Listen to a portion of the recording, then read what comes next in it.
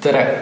Täna oleme Gustav Adolfi gümnaasiumis ja teeme intervjuud Gustav Adolfi gümnaasiumi eelmise direktori Ain Siimanniga. Härra Siimann sündis 1940. aastal ja asus tööle Gustav Adolfi gümnaasiumisse 1982. aastal. Ta lõpetas oma ameti 2005. aastal, kui avas suurejooneliselt inglikuju. Kuidas kulges teie tee Gustav Adolfi gümnaasiumi direktoriks? Ega ta päris kummaliselt kulges, ega ma siia tahtnudki tulla. Ma olin 4. kooli direktor ja haridusosakonna juhataja otsis siia esimesse keskkooli lahkuvale direktorile asendajat. Ja küll ta otsis seda siit poolt ja sealt poolt Eestimaa nurgast ja ei leidnud. Ja siis ta tuli minu juurde maikuus üles, kuule, Ain Siimann, sobid sinna, läheme. Ma ütlesin, et ei sobi. Siin on matemaatika ja füüsika ja prantsuse keel ja ma olen ajaloole.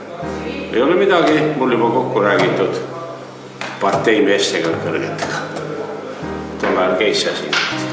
No ja siis määratigi siia 1. juulist üleviimise korras 1982.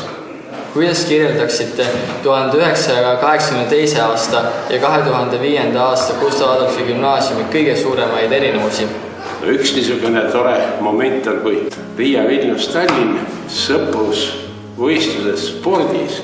Ja siis ma juba mõtlesin seda, et peaks siis nendele poistele ja tüdrukutele ka, kellel pea rohkem lõikab. Ka midagi tegema, mitte ainult, et kellel on kiired jalad.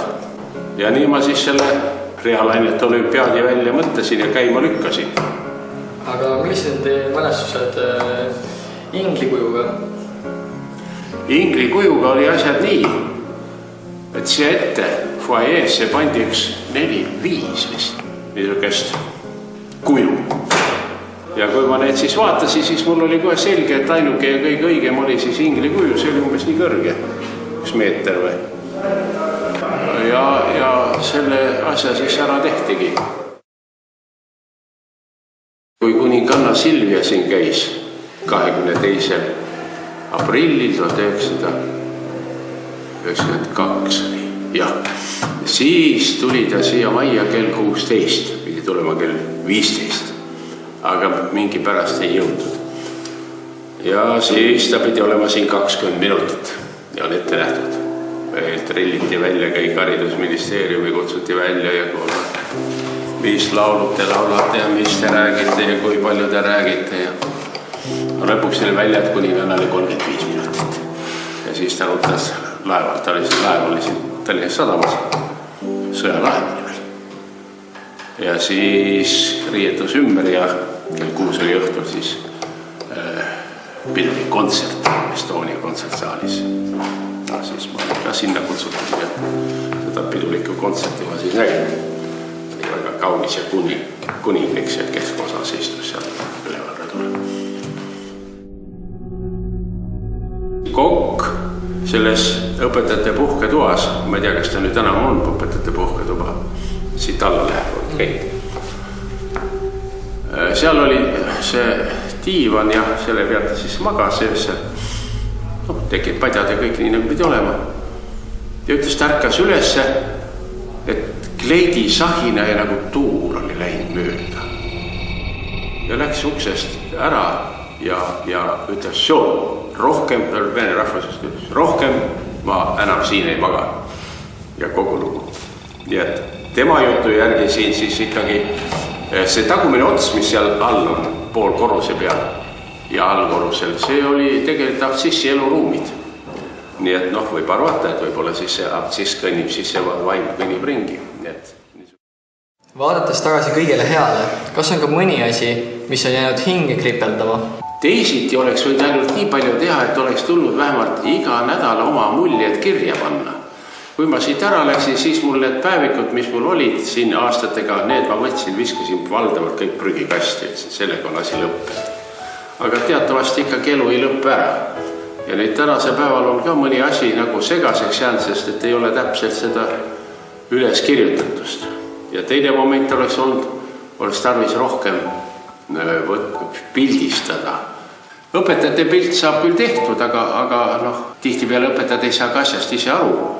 Ei tule kohale. Sel aastal, kui ma siin lõpetasin 2005, oli 59 õpetajat, aga ma tahaks näha meil õpetajate pilti, kus 59 õpetajat on peal. Seda nagu ei leia. Mingisugune pilt on olemas küll, aga mitte kõik. Aga kuidas te olete kokku puutunud Gustav Adolfi gümnaasiumiga pärast direktori kohalt lahkumisega?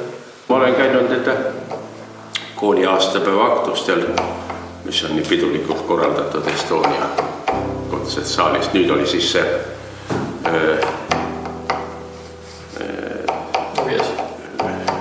Nogias, jah.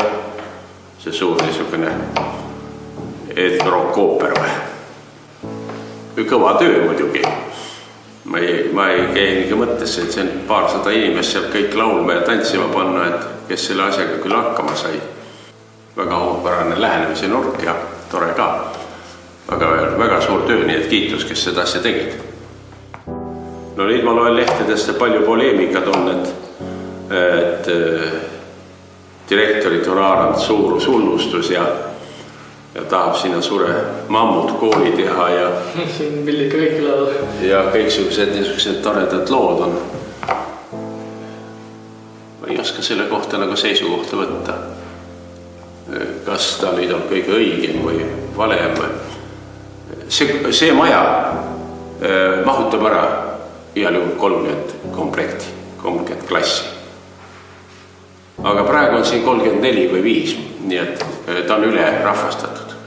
Selge on see, et direktor otsib nüüd võimalust leida lahendus sellele ruumikitsikule. No üks lahendus on niisugune muidugi, et selle koolimaja korda teha ja sinna siis niisugune filiaal teha.